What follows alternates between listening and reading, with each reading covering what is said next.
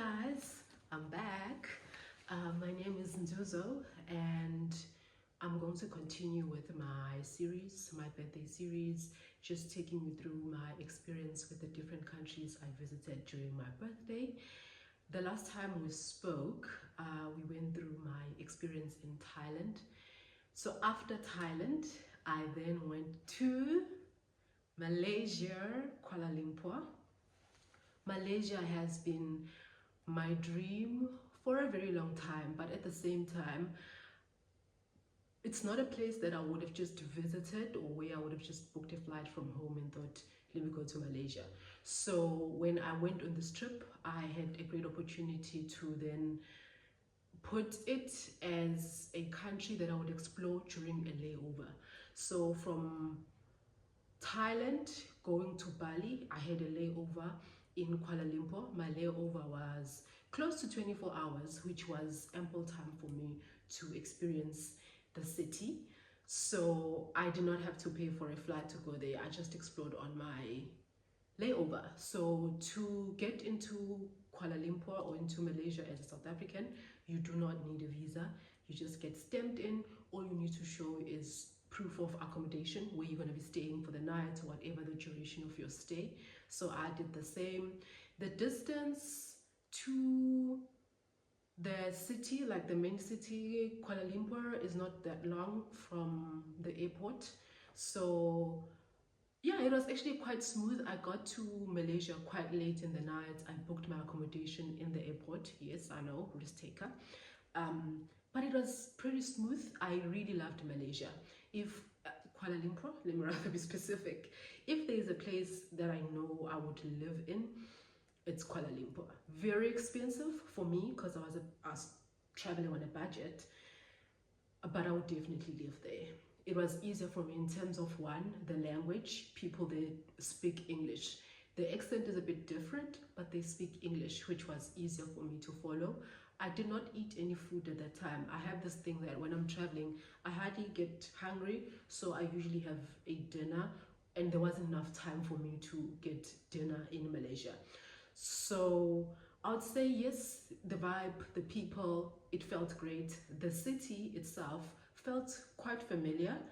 The language I've mentioned, great. I also, so just a short story, when I got there, I did not have their currency, and the hotel that I had booked was actually quite reasonable. I think it was 550 or 650 for quite a nice apartment, very close to the Petronas Towers. So in Malaysia or in Kuala Lumpur, there are these towers. I'll try and insert a video of them.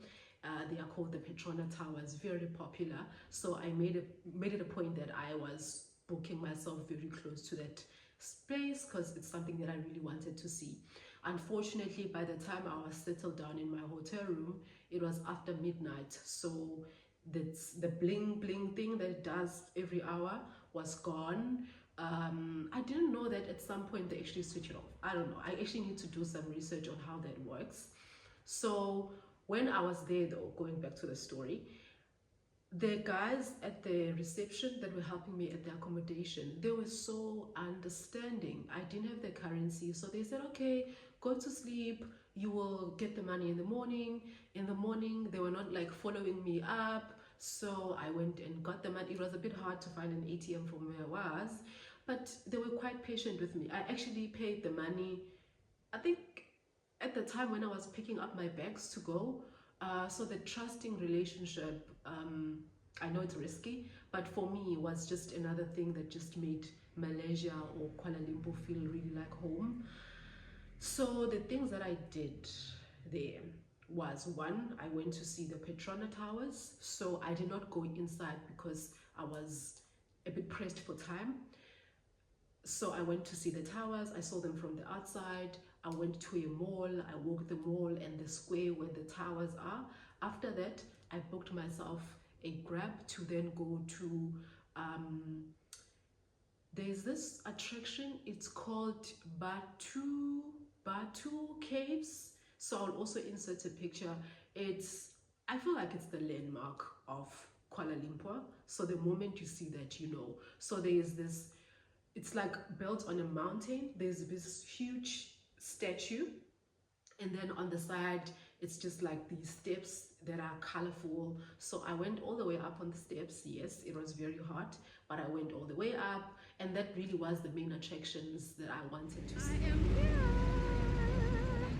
Kuala Lumpur. This is the one thing I wanted to see. Oh my goodness, I'm so lucky. So there are caves in there. Then we've got 400 steps. I just went up, so I'm gonna go down now and get a ride back to the city to catch my flight, because I am not missing the flight. Okay, and the down here Langkona, it's very far from the airport. It's like an hour, and I don't know how the traffic works here. So let's place, look at the hundreds of people walking out. I then headed to the airport, but it got a bit sour.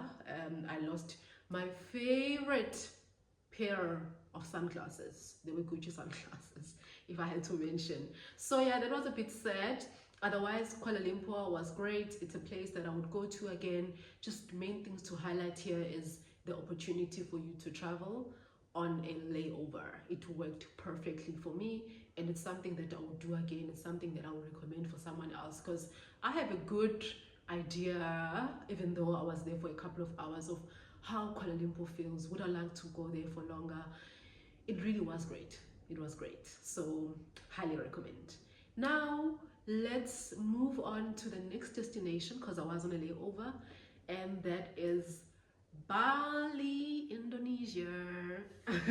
So Bali has really been my dream for a very long time. I remember when I first got a job as an intern, when the lady I reported to that was interviewing me at that time asked me, because she likes traveling, asked me what's my dream destination. I said Bali. So it was such a special moment when I actually got to finally be in Bali. So Bali, very popular destination, very popular. One thing that I didn't know when I got to Bali is that you now, as a South African, you're required to get a visa on arrival. So generally, you would previously you didn't need a visa, but now you do need a visa on arrival, which I think is about $30 or $35. It's not hard to get, so you just pay the $35. There's a form that you complete online, and then you're done. I didn't know about it until I landed in Bali. So I saw people in the line that were doing the form. I did it. I paid the money, and I was okay. So it's not a biggie. So when I got there, I had to quickly plan how my stay was going to be, because in terms, it's not a big country, but it's very important for you to plan where you are going to stay, because some places are really far from the airport, some are very close to the airports, and there's a lot of traffic at times. So I started by staying in Seminyak. So Seminyak is very close to the airport. I think it's about 15 to 20 minutes from the airport. So I started my stay there. I was quite tired, so I was in a very lovely accommodation there. I paid, I think, less than R1,000 for 2 nights, but it was beautiful. I really loved it, and this included breakfast as well. The breakfast was typical Balinese breakfast, very great, and it was a great space for me to just sort of re-energize myself, because I was very tired by this time. So I did not do much in Seminyak except for exploring this popular restaurant that I searched online for dinner. So I was there for just one night, and then after the one night, oh, and I also went to this popular beach. There was a beach club situation, but nothing to write home about.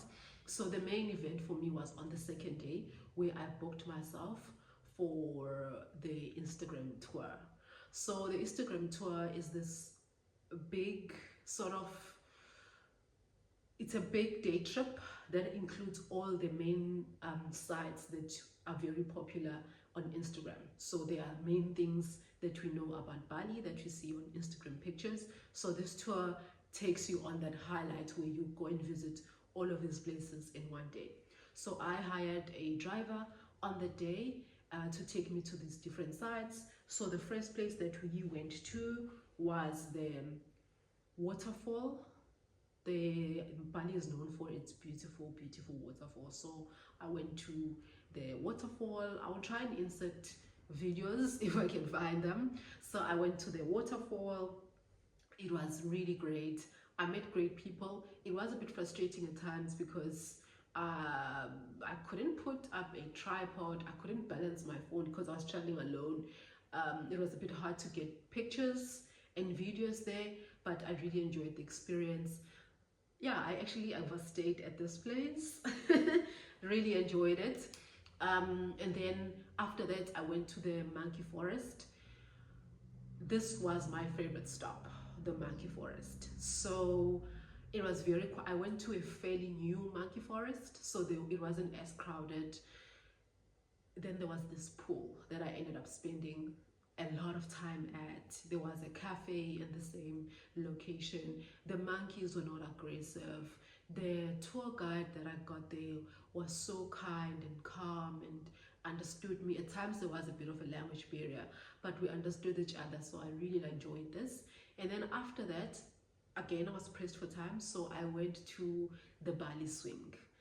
This was the highlight, obviously, the highlight of my entire Bali trip, if I can put it that way. So the Bali swing, one thing that I learned about myself here is that often sometimes I deprive myself of experiences because I feel like I'm being wasteful. So the pictures can be on the pricey side because the pictures are separate from the dress that you hire there. And if you add, there are a lot of extras and it can end up getting a little bit on the pricey side. But I said, you know what, let me just go all out. I'm here now, let me enjoy this moment. And I loved it. Well, it was a bit saddish.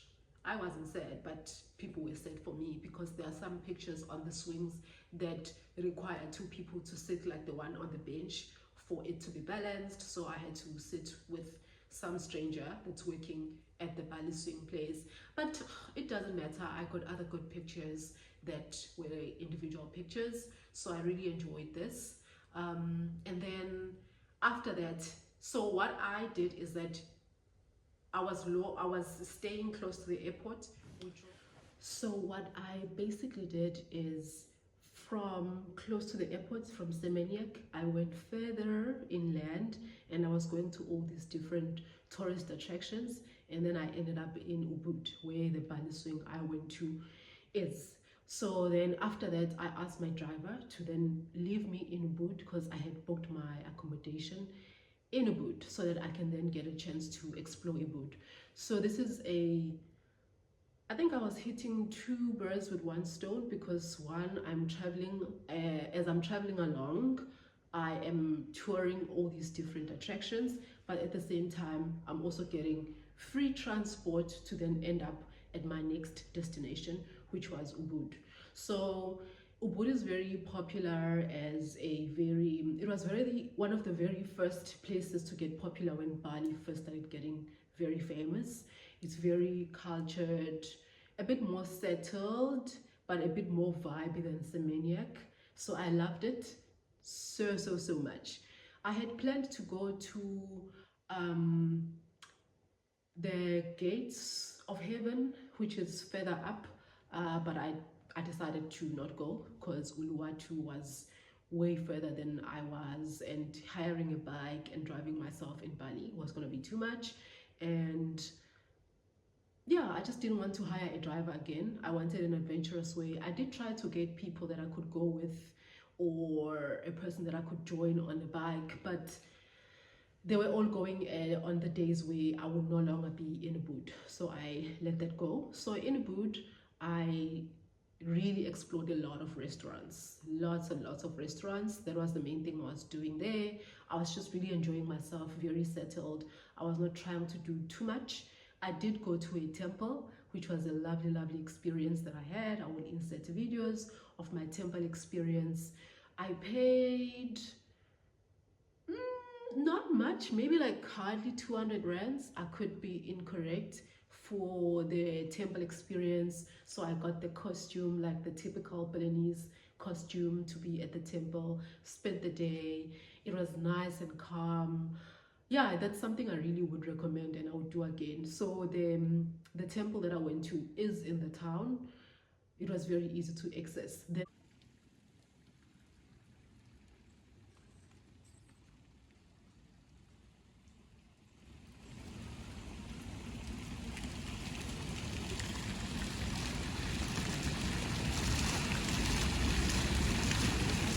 I went to the rice terrace. I mean, what is a Bali trip without a visit to the rice terraces? So I went to this rice terrace that is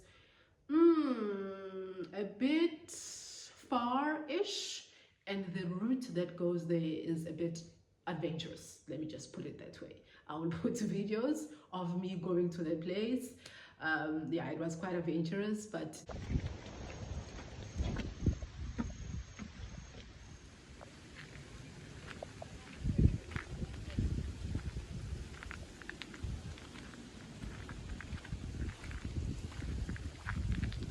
the views on the other end were totally worth it. I loved it. It was a lovely afternoon activity. Unfortunately, I didn't have much time. I had to, shorten my stay in Ubud. So on the second day, I then dedicated the whole day to just shopping for souvenirs. It also wasn't a very nice day in terms of weather. So yeah, that was my day. And then that evening I went to Canggu. So if there's one place that I would want to go back to and explore more when I go back to Bali, it's definitely Canggu, because I only was there for a night and a bit of the morning, and it was it was I feel like the vibe in Canggu is